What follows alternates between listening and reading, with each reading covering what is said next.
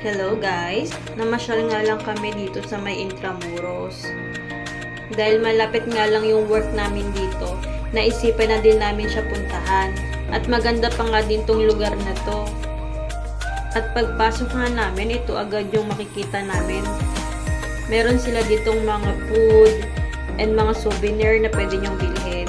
At isa to sa mga nagustuhan ko, ang ganda ng view niya. Ayan, may mga nagpapapicture nga dyan guys. At nag-ikot-ikot nga lang kami dito guys.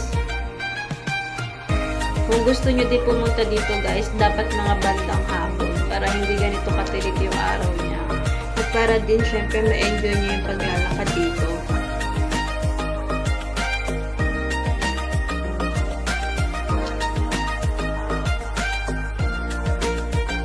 At dito naman guys, makikita nyo dito yung mga simbahan ng Manila. At ang gaganda nga ng mga naka-display dito. Nakalagay na din yung history nila, kung kailan siya tinayo.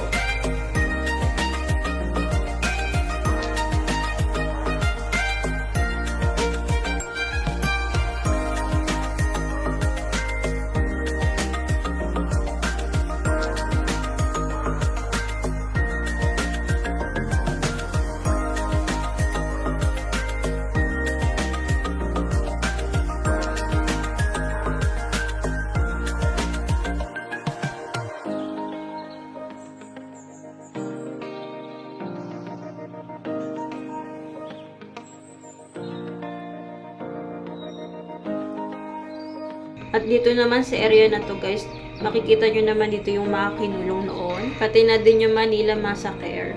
Mga naka-display lang siya dito guys lahat. At dahil naikot na nga namin siya guys, nagpasya na kami dito umuwi. At habang pauwi nga kami guys, nadaanan namin tong bahay na to. Luma na siya pero ang ganda pa rin niyang tingnan. At pati nga tong simbahan nila dito guys. Magta-try nga kami dyan magsimba. Ayan, sulit yung punta namin dito. Ito yung mga bahay na luma.